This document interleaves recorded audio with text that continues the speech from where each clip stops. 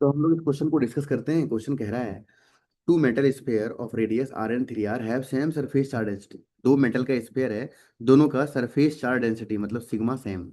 अब क्या कह रहा है, they are about in contact. दोनों को कांटेक्ट में लाया गया। कांटेक्ट में लाने का मतलब होता है दोनों को एक मेटल से कनेक्ट कर देना। तो मान लेते हैं हमारे पास एक छोटा स्फीयर है और एक बड़ा स्फीयर है। छोटे वाले स्फीयर का रेडियस आर है, बड़े वाले स्फीयर का रेडियस थ्री आर है। इन दोनों को मेटल के साथ कनेक्ट कर दिया। तो कनेक्ट कर दिया, जब मेटल के साथ कनेक्ट करेंगे तो क्या होगा, चार्ज फ्लो होगा। और कब तक चार्ज फ्लो होगा, जब तक कि दोनों का पोटेंशियल सेम ना आ जाए। अब क्या बोला है, if they are about in contact and then separated the surface charge density on smaller and bigger sphere become sigma one and sigma to.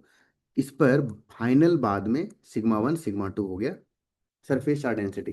तो आपको बोला है find the ratio of sigma one and sigma to. Sigma one sigma two का ratio निकालना है। तो हम लोग क्या सोचते हैं कि मान लेते हैं इस पे चार्ज है क्यू वन, इस पे चार्ज है क्यू टू।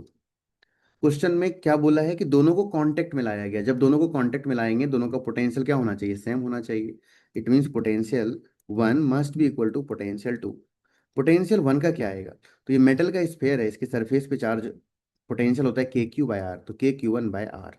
उसी तरह पोटेंशियल टू पर क्या आएगा, इसके सरफेस पे चाहिए के, चार्ज को क्यू टू मान लेते हैं बाय आर। आर का वैल्यू हो गया थ्री आर, तो आर से आर कैंसिल आउट हो गया, के से के भी कैंसिल आउट हो गया।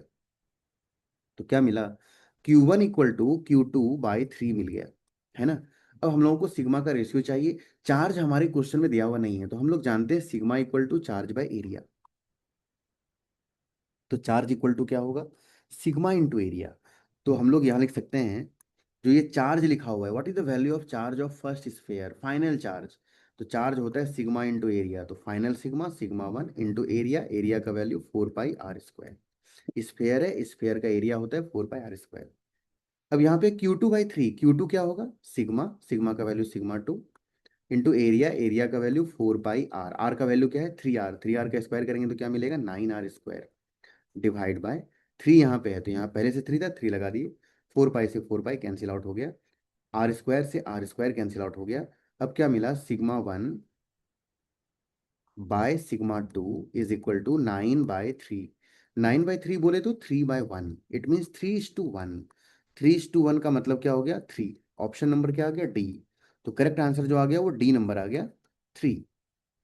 तो कॉन्सेप्ट बेसिकली है क्या, पोटेंशियल को सेम कर देना है, और कोई कॉन्सेप्ट ज्यादा नहीं है।